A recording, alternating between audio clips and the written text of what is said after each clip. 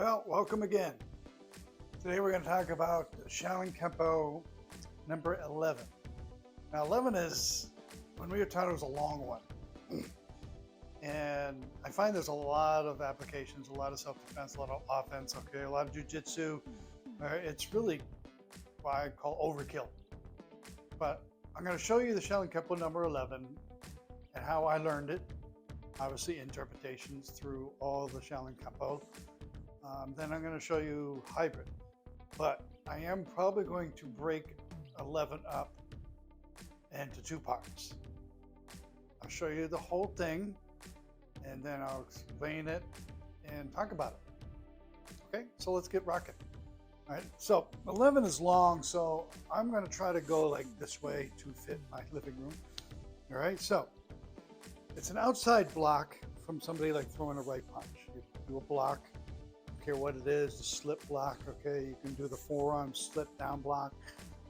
You can do the parries, okay, or the willows, all right? But this one was a block, and this was actually push the arm down to pin it, and then what we call a trigger finger.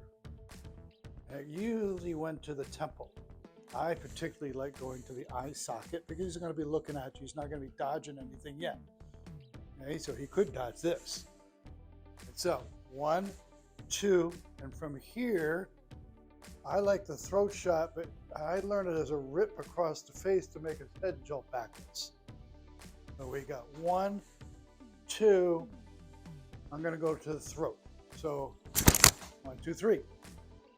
Now from here, as his head jolts up, I'm gonna come up and I'm gonna grab behind his knee and I'm gonna do an elbow. Wherever my elbow is, if you drop down a little bit, you can go right on the hip nerve, okay, and that jolts him backwards. It makes him hinge, okay, and he's going to fall backwards. And when he does that, you don't let go of that leg and just let it slide down to the heel, because now he's going to be on his back. So again, we got 1, 2, throat, rip if you want to, grab, strike, bend down, go to the hip, go to the floater. If you want to, you can go all the way down to your knee, right, and hit inside the thigh, and hit these little blood vessels. So we got 1, 2, 3, 4. Okay, by then, the heel of his leg is here. He's on the ground facing up on you, probably praying that you don't do anything else. All right, now from here, I'm going to take this leg, all right, and his groin is right down there.